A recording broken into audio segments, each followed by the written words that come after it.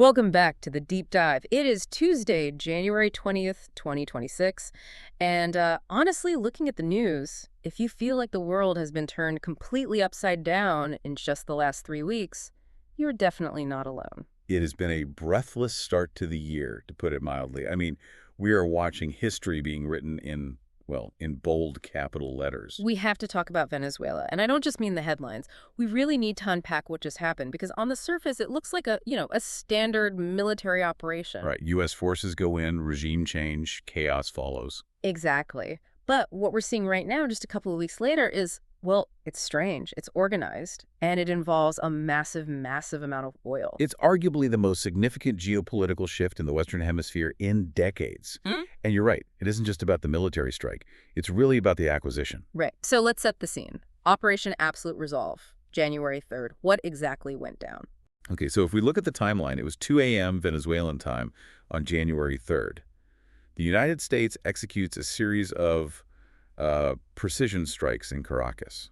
But this wasn't a broad invasion. No, not at all. Unlike interventions we might study in history books, this was incredibly targeted. Yeah. They called it a decapitation strike. The primary objective was the capture of President Nicolás Maduro. Which they did, and this is the part that I think stunned everyone. Maduro isn't in hiding. He isn't in some bunker in the jungle. Nope. He is currently sitting in a jail cell in New York City. In New York. Correct. He was detained, transported to the USS Iwo Jima, and then flown straight to New York. And the legal situation there is fascinating in its own right. He's claiming prisoner of war status, pleading not guilty. But while all the cameras were on Maduro in handcuffs, the real story, the one that really matters for the future, was happening back in Caracas. That's the twist. Usually you take out the leader, you get a power vacuum. You get warlords, you get street fighting, total collapse. But that did not happen. Instead, we got the vice president. Delcy Rodriguez. And this is really the aha moment for this entire deep dive. Delcy Rodriguez has been a die-hard loyalist to Maduro. A total loyalist. She's been his vice president since 2018. She's on sanction lists in the U.S., Canada, the EU. By all accounts, she should have been enemy number 2. Right. So why is she sitting in the presidential palace right now? Because of a very specific, and I'd say very pragmatic, pivot. Immediately after Maduro was removed, Rodriguez invoked Article 233 of the Venezuelan Constitution. Okay, let's unpack that. What is Article 233? It's the clause that dictates the line of succession. If the presidency is, quote, vacant, and, well, being arrested by a foreign power certainly counts as a vacancy, I would think so. then the vice president assumes the role of acting president. So legally, she followed the book. She was sworn in on January 5th. By her own brother, no less, Jorge Rodriguez, who runs the National Assembly. Exactly. So it provides this veneer of constitutional legitimacy. It allows the U.S. to say, hey, we aren't installing a puppet. We are just following their law. Okay, but here's where it gets really interesting. Instead of fighting the U.S., she immediately pivoted. Completely. By January 8th, just days after the strikes, she released 9 political prisoners. And the U.S. response to that. Immediate de-escalation. President Trump announced he was canceling a planned second wave of attacks. Secretary of State Marco Rubio have been pretty blunt about this. The administration's line is that she, and I'm quoting, really doesn't have a choice and is doing whatever the U.S. asks. It's a capture and cooperate model. That is a perfect way to put it. But why? Why go through all this trouble? I mean, Venezuela has been a thorn in the side of the U.S. for years. So why now? And why is the U.S. suddenly okay with the former vice president running the show? To understand that, you have to look at the map, and you have to look at the geology. We need to talk about 303 billion barrels of oil. The oil. It always comes back to the oil. It does. We pulled data from the OPEC 2025 Bulletin and Visual Capitalist for this. Venezuela holds the #1 spot in the world for proven oil reserves. Number one, more than Saudi Arabia. Significantly more. Venezuela has 303 billion barrels. Saudi Arabia is number 2 with about 267 billion. Iran is third with 208. So Venezuela is sitting on roughly 17% of all the proven oil reserves on the entire planet. That's it. It's a staggering number. But hold on, if they have all this oil, why has their economy been in absolute free fall for a decade? I mean, we've all seen the headlines about hyperinflation, shortages. And that's the paradox. Having the oil and being able to get it out of the ground are two very, very different things. In 2024, Venezuela ranked only 21st in actual production. 21st. Yeah, they were pumping about 960,000 barrels a day. That's a trickle compared to what they have. It is. Back in the 70s, they were doing 3.5 million barrels a day. The collapse was due to, corruption, mismanagement, the total failure of their socialist model. But there's a technical reason too, and this is key to the U.S. interest. Okay, what's that? It's the type of oil. Most of these reserves are in the Orinoco oil belt. It's what's known as extra heavy crude. Extra heavy, so like sludge. Basically, yes. It's incredibly thick. It's full of sulfur and metals. It is very hard to refine. You can't just put it into any refinery. You need specialized facilities. Specialized, complex facilities to break it down. And do you know where the best refineries in the world for this specific heavy sour crude are located? Let me guess. The U.S. Gulf Coast. The U.S. Gulf Coast.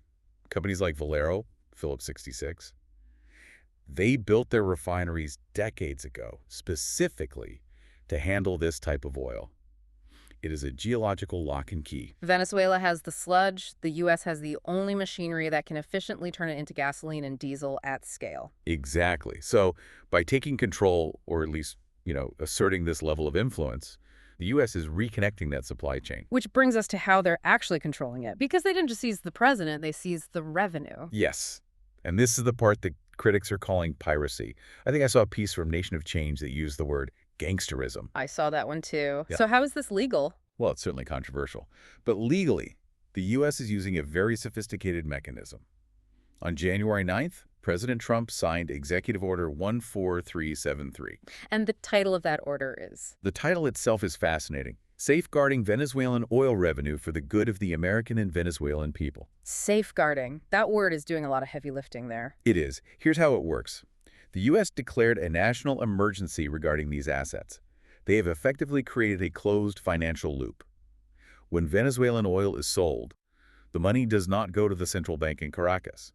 It does not go to PDVSA, the state oil company. So where does it go? It goes directly into designated accounts at the U.S. Treasury. The U.S. Treasury. So the U.S. government is acting as the trustee, the custodian. The custodian's a good way to put it. The implication is massive.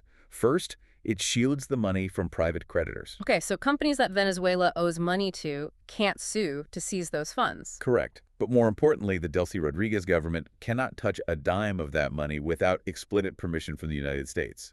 Wow. So she's the president, but the U.S. holds the debit card. That's it, precisely. If she wants to fund a hospital, or pay the military, or fix a road, she effectively has to ask the U.S. Treasury to release the funds. It turns the entire Venezuelan economy into an allowance system based on good behavior. That puts the cooperation in a whole new light. It's not just that she doesn't want to end up in a cell like Maduro. It's that she physically cannot run the country without playing ball. And the U.S. isn't just waiting around. Trump immediately announced the seizure and sale of inventory. Immediately. There were about 30 to 50 million barrels of oil just sitting in storage tanks in Venezuela, worth about $3 billion. Just sitting there. Well, yeah. They couldn't sell it easily because of the sanctions and, of course, the blockade. Right. The blockade. We should touch on that. Yes. Part of Operation Absolute Resolve involved a full naval blockade. The U.S. Navy effectively stopped tankers from heading to Asia. So the storage tanks filled up. A bottleneck. A huge bottleneck. And now, under this new order, Energy Secretary Chris Wright has been tasked with selling that oil, presumably to U.S. buyers, with all the proceeds going into those Treasury accounts. So who wins here? I mean, aside from the U.S. Treasury having control of the cash, I imagine there are some corporate interests lining up. Oh, absolutely. The clearest winner in the corporate sector is Chevron. Chevron. Why them specifically? They're the last man standing. ExxonMobil, ConocoPhillips, they all pulled out years ago during the Chavez era when things got nationalized. But Chevron stayed. They stuck it out, operating through joint ventures. And now the patience is paying off. Big time. Analysts estimate Chevron could unlock up to $700 million in annual cash flow from this. $700 million. And it's not just about the money, it's the logistics. Remember those full storage tanks? Bottleneck. Exactly. You can't pump more oil if you have nowhere to put it. Chevron is now moving that oil onto ships and sending it straight to the Gulf Coast. They are clearing the blockage. So Chevron gets the oil, U.S. refineries get the feedstock they need, and the government gets control of the revenue.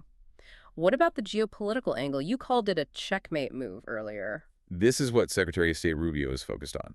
For the last 20 years, Venezuela has been a foothold for U.S. adversaries in the Western Hemisphere. China, Russia, Iran, Cuba. They all had deep ties with Maduro. Loans, military advisors, oil deals. All of it. China, in particular, was taking a lot of that heavy crude as payment for loans.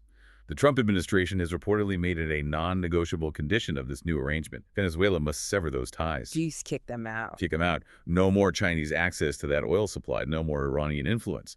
By redirecting that crude to the U.S., they are denying it to China. And at the same time, they are flooding the Gulf Coast with Venezuelan oil, which puts real pressure on Canadian producers who sell similar heavy oil to the same refineries. So it's a double whammy. You hurt China's energy security and you squeeze Canadian competitors, all while securing a massive reserve for the U.S. It's raw power politics. It's treating geology as a strategic asset, plain and simple. But this can't all be smooth sailing. You can't just invade a country, arrest the president, and take over their bank accounts without some pushback. No, absolutely not. And the pushback is coming from multiple directions. Domestically here in the U.S., there is a significant constitutional debate happening. Because Congress didn't declare war. Right. Congress has failed to pass any war powers resolutions to block this. But you're hearing very loud voices, like Senator Susan Collins and Senator Angus King, questioning the constitutionality of the whole operation. They argue Congress was completely bypassed. And then there's the critique from the other side politically. You mentioned Graham Plattner earlier. Yes, the Senate candidate. He called it gangsterism on an international scale. The argument there is that this sets a dangerous precedent. That we can just seize a sovereign nation's resources. And force them to sell it to you on your terms. To critics, it looks a lot like old-school colonial resource extraction. What about the international community? What's the EU saying? The EU is in a very awkward position. They don't recognize Delcy Rodriguez as the legitimate president. I mean, they still have sanctions on her. But their biggest ally, the U.S., is working with her. Exactly. So the EU is effectively on the sidelines while the U.S. consolidates control. It's a new reality. And Maduro. What's his move from a jail cell? He's playing the martyr. In his court appearances, he's calling himself a prisoner of war. He's rejecting the criminal charges, arguing that as a head of state, he has immunity, that his capture was an act of war, not a law enforcement action. Which, when you look at the airstrikes and the naval blockade, it's a hard point to argue against. It is. But possession is 9/10 of the law, as they say. He is in a cell, and his vice president is running the country under U.S. supervision. It is wild to think about how fast this all happened. January 3rd to January 20th. Not even 3 weeks. In less than a month, Venezuela went from being a loud anti-American adversary to effectively becoming a U.S. energy protectorate. A protectorate. That's a strong word. I think it fits the facts. The U.S. military removed the leader. The U.S. Treasury controls the money. The U.S. energy sector processes the main export. And the acting president serves at the pleasure of the White House. So what does this mean for the future? Not just for Venezuela, but for how the world works. That is the big question. Yeah. If we connect this to the bigger picture, we are seeing a return to a very old style of foreign policy. Yeah. It's not about making the world safe for democracy or nation building, not in the way we talked about it in the 2000s. No, this is about resources and geography. It's transactional. It's incredibly transactional. And it raises a really provocative thought for everyone listening. The U.S. has found a way to effectively annex a country's resources without actually annexing the territory. We don't want to govern Venezuela. Right. We don't want to fix the potholes or run the schools. We just want to control the tap. And the revenue flow. Exactly. If the U.S. can essentially seize the national wealth of a country and hold it in escrow, releasing it only when that country does what we want, is that the new model? Will we see this capture and cooperate strategy applied elsewhere? Because if geology matters more than ideology, Venezuela might just be the first test case. That is a lot to chew on. From the jail cell in New York to the refineries in Texas, the map has definitely changed. We're going to be watching this one closely. Absolutely. That's it for this deep dive. Thanks for listening, and we'll catch you on the next one.